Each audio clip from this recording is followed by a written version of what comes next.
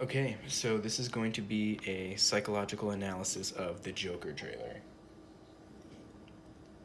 Now, I heard they were making this movie, and I didn't think much of it. I didn't think it was gonna do well because I didn't think anybody could fill the shoes of Heath Ledger, the Dark Knight's Joker. It was just the most spectacular performance I've ever seen in any film, period. So I did not have much hope at all, and this trailer popped out of nowhere. I think April 3rd? Let's see. April 3rd, 2019, it shows up. And it's now April 5th, 2 days later. The trailer has currently 23 million views, 763 likes, and 27,000 dislikes. 763,000 likes and 27,000 dislikes, okay? And we're gonna go, frame by frame, picture by picture as we watch, and I will discuss just the things that I've noticed having an inclination to science and psychology and behavior in the human mind, and just how we interact and how we show emotion and our thoughts and our feelings. All right, so give me 1 second here. I will just plug in my headset and we will get started. My apologies for the delay. Okay, here we go.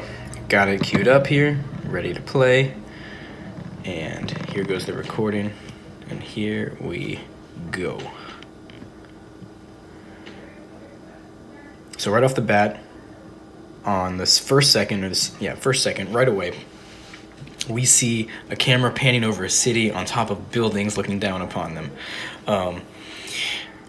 What does this call back to right away? What does this make you think of? The opening of The Dark Knight, almost the exact same type of shot, right? Panning over tall buildings in a city very slowly, showing the tone of the movie, setting it right away that it's going to be kind of dark, has the music come in at the same time, but the music is muffled. It's in the background. It's not in the foreground. I love the way they shot the music in this trailer and the way they delivered it. We'll get into that in a little bit. Someone to talk to? So I love this opening shot.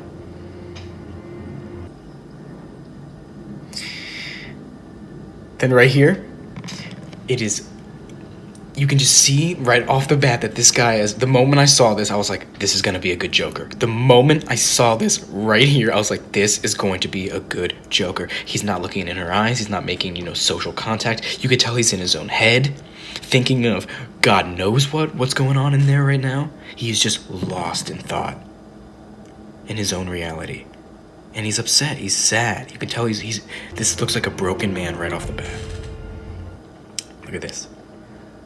He looks up and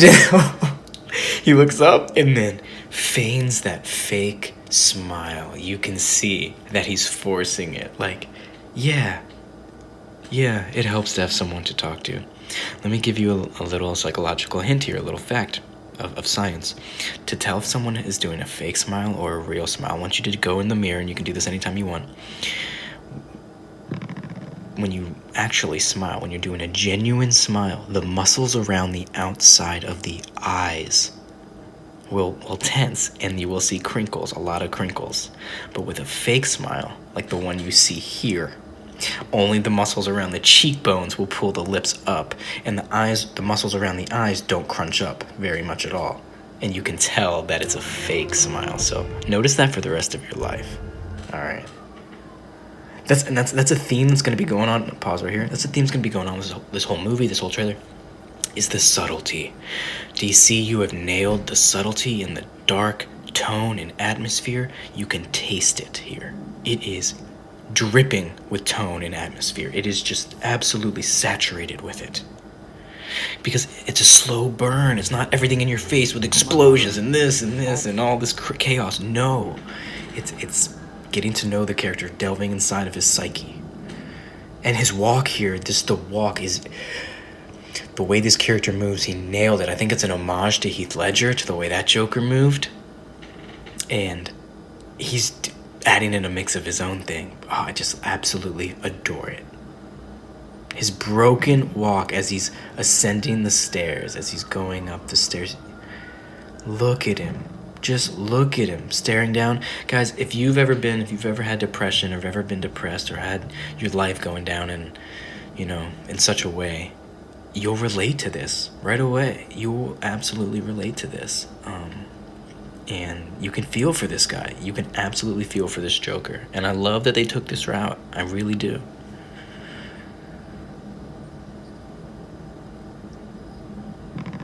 So he's taking care of his mom. So you can tell, see, he has his mom at his apartment. You can tell there might be something wrong with her because he's washing her, right? He's bathing her, so she might have some kind of, sickness. And he's the only one there that can help. And you can see the turmoil he's going through at night, staying up alone. And then you pause it here. I love this. So it kind of tells you a little bit about him, and you see the pills, that he has, a mental illness, and it says it here. The worst part about having a mental illness is people expect you to behave as if you don't. It's just beautiful, guys. The truth, the subtle truth is beautiful.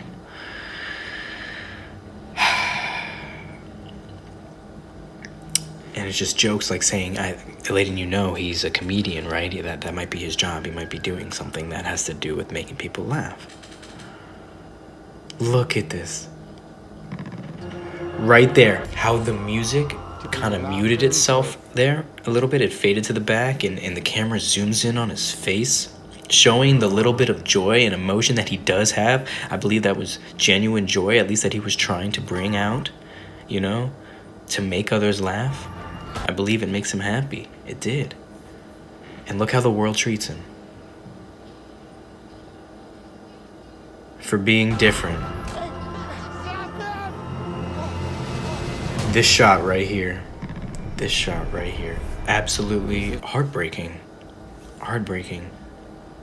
Showing you now it's showing you from that first shot back in the hospital, wherever he was. I think maybe it was Arkham, when he was sitting across from that woman, where he was faking that smile, but you could tell there was a lot going on in his mind. This now is an external manifestation of that darkness, of that sadness. He's no longer having the fake smile. He's beat up, he's on the ground. He's down and out. When you put it like this, when the Joker is portrayed in this way, it is not very hard to believe how he came to be. Absolutely terrifying, creepy shot. You can see the bruise on his back, that he's been hurt. He's malnourished. Oh, the music. And then you think, okay, you gotta think this is his mom. He's dancing with his mom, trying to hang out with her, spend time with her. She looks, old, kind of sick, maybe, who knows. And he's doing everything he can to bring her joy.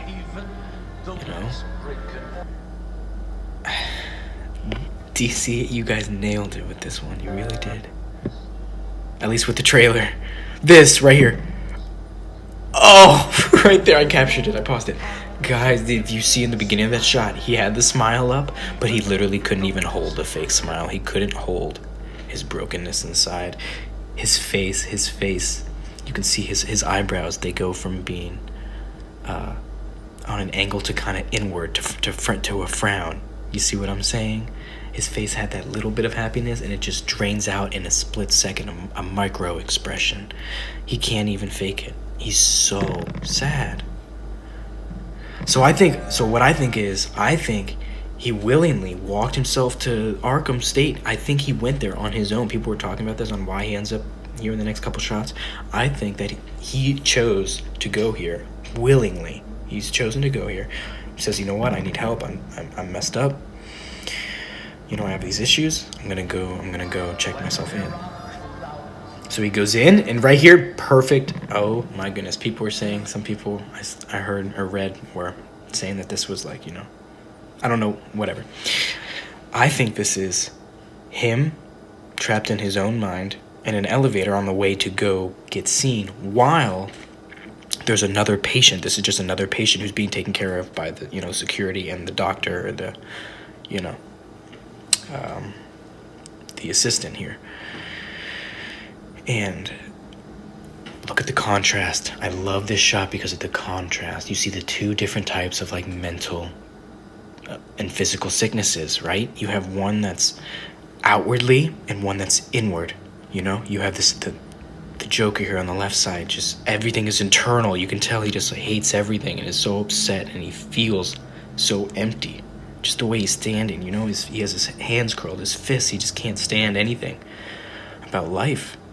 And then on the right side, you have a guy who also has issues in his own way that's going absolutely nuts and insane and just loud and crazy. He has to be restrained in order to keep him there. But they're both just as severe. That's what I think they're trying to show you here. It's both illnesses, even though one you can see visually and one you really can't. They're both very, very serious. They need to be taken care of. They need to be treated. You know, the guy looking at him kind of weird, not sure why. And his subtlety, just how the camera just sits there and just, it's not all cuts. It gives it room to breathe. It gives the movie room to breathe, having these close-up shots and these subtle emotions come across on the screen. It's beautiful. It gives breath to the movie.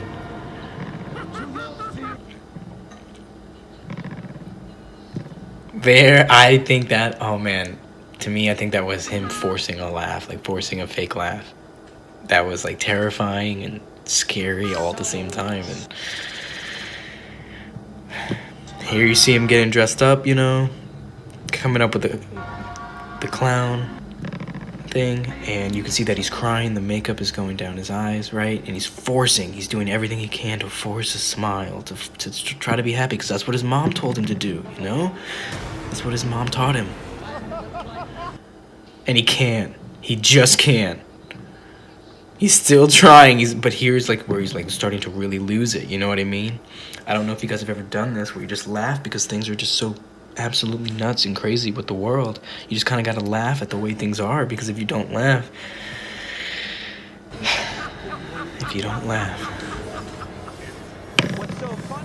and these guys don't like it at all, right?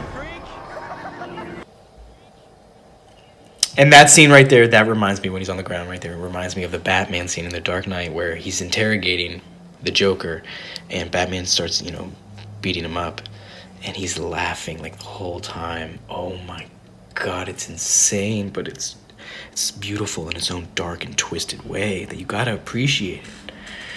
And this guy's capturing that same kind of energy. I love it. He has his own little twist, but I love it. He's still paying homage to that craziness, that insanity.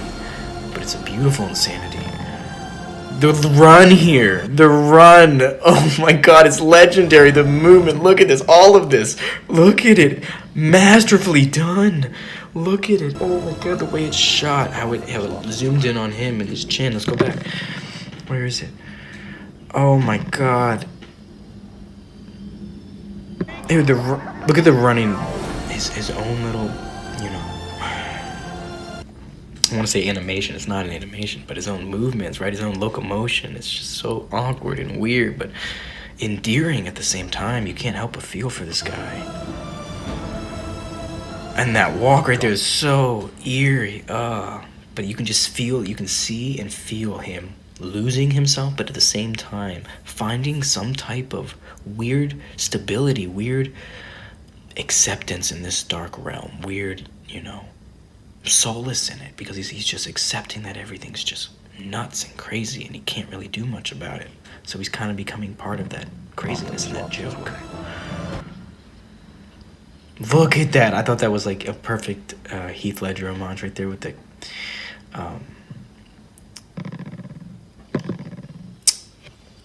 the reflection in the mirror, the way he's moving, the way he's holding his arms. Just look at that. Oh, absolutely spectacular. The way that's shot, marvelous, marvelous. So he gets thrown out of some kind of political, you know, convention for doing God knows what he got into there. It must not have been that bad because they just threw him out, so he probably didn't kill anybody, but who knows what he was doing, right? Somebody's loading a gun here, probably. I think it's Bruce Wayne's father, I think, is the guy who's the guy talking. I think he's like the mayor, or he's running the place. I'm not sure. I don't know, because I think we see Bruce in a second here. Creepy and weird, him just dancing around with his own gun. Oh, maybe that was him loading the gun. He's just, you know, doing his thing here, being really weird. Watching the news, so I guess he already did something here, right? And he's watching the aftermath of whatever he did on the news. Maybe he shot somebody with a gun. That walk, so scary. That walk is absolutely beautiful. Beautiful, creepy, eerie, all of the above. And he puts the mask down in the trash, like, so smooth. And he had other people. There's other people that are wearing masks. So whatever he's doing, he's like gaining a following in some way. So I'm very curious to see what it is. Maybe it's because he's a comedian. I have no idea. And he starts, wearing the mask, and people come to the show and they wear the mask. Who knows?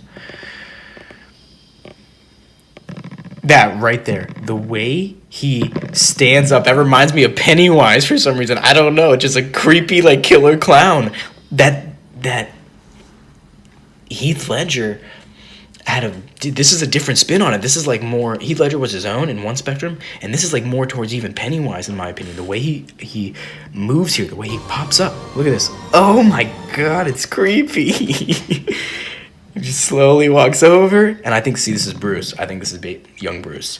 I think that's Wayne Manor. I think that's behind his gates. He's safe at home, right? He's wearing his little turtleneck and his jacket, and I think this is the Joker, telling him to smile and whatever, and the contrast between the rich and the poor in this society, right? And how things are dealt with, how different people are dealt with. The Waynes are exalted, and this guy is... the Joker is exiled.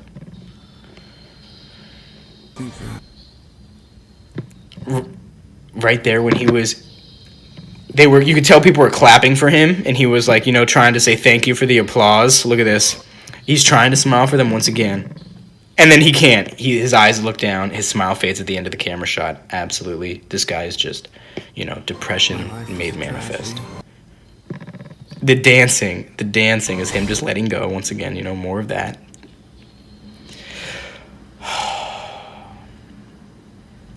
I thought that was just a beautiful shot of him, hitting the glass with his head. Absolutely just well done. The cigarette shot where he's leaning back, once again, you can see that he's starting to accept it now, right? He's just accepting these things. It goes from the transition of him just feeling really bad and upset to actually genuinely starting to accept it. And the happiness might become real at some point. Who knows? You can kind of start to see it, right? The way he's moving and stuff, he's actually starting to... Oh, that beautiful shot with the taxi. Once again, it's just personifying the Joker so well. I think it's absolutely well done. I never saw Suicide Squad, but I saw the trailers with the Joker, and I think right off the bat, this is way better. I just love this portrayal. It's just my opinion. I love this portrayal of the Joker, the way he's doing it. Right here is the shot. Crispy, clean, beautiful, scary, terrifying, with the roses, with the flowers. Boom. Going down the stairs. Somebody mentioned that in the beginning of the trailer, he was ascending the stairs, like he's trying to fight against society, fight against, the current, fight against, his own mental issues. And then at the end of the trailer, he's going down the stairs, and he's accepting his fall into madness, into darkness, like he's embracing it. And I think there's something beautiful about that, about witnessing it, and the way they portray it. And his stomps with the music, beautifully done. Yes. And the way this fades, look at it. Oh, right there, that's like 10 out of 10 right there. Just the way they end that trailer, 10 out of 10. Joker, the name, him just standing in the elevator, and the subtle smile, the subtle smirk that he gives off. That, it genuinely starts to look real. Like, look at him, he's like, yeah, okay. This is who I am. Okay, if that's how it is. And the DC logo with the little angels singing in the background. Oh, God, guys. So that's it. Joker trailer. Hope you guys loved it. Let's pause it right there. I don't know what else to say. The costume, on point, spectacular. Just as good as, Heath's in his own way. Makeup wise, I might even prefer this. Like, when it's all said and done years down the road, this makeup is so well done. Heath's was a little bit more subtle. This is all out. It's got the blue going on, and got the red nose and the eyebrows drawn. Beautiful. Now the outfit, I love the purple though. The purple of the Dark Knight. Oh my God, the purple. But still, this one right there with it, right up there with it. So guys, that's it. Thanks for watching. Thanks for stopping by. To me, DC has always been in my heart. more so than Marvel. I love Marvel. Marvel is great, but they've always been too lighthearted, in my opinion. You know, too happy-go-lucky in these in what are supposed to be very dark times and dark situations. Whereas DC has always had a dark, twisted sense of humor and love within their comics and shows that I've just always been drawn towards it more so. And I feel like I'm in the minority, and that's okay. If I'm the only one, that's fine. You know, or one of the few. It's just my preference. And that's it. But like, I still love Marvel. Spider-Man's right up there too. Spider-Man's one of my favorites. You know, the original, that Tobey Maguire, loved it so much. But can't wait for October. You know, we got this one. We got It Chapter 2 coming as well. That trailer was supposed to come now, guys, like the past couple days, but I guarantee you it hasn't, and they're going to wait for a couple weeks because they want to let the Joker trailer die down. They didn't know the Joker trailer was going to come out, so they can't have two clowns flying around at the same time, so they're going to let that die down. But then this October, this Halloween's going to be terrifying, guys. We're going to have 2 clown movies, 2 spectacular clown movies, probably 2 Oscar nomination performances, if I'm being honest. All right, I'll see you guys for that, and we'll see you at the Oscars 2020, and I very much think that this Joker is going to be there. Take care.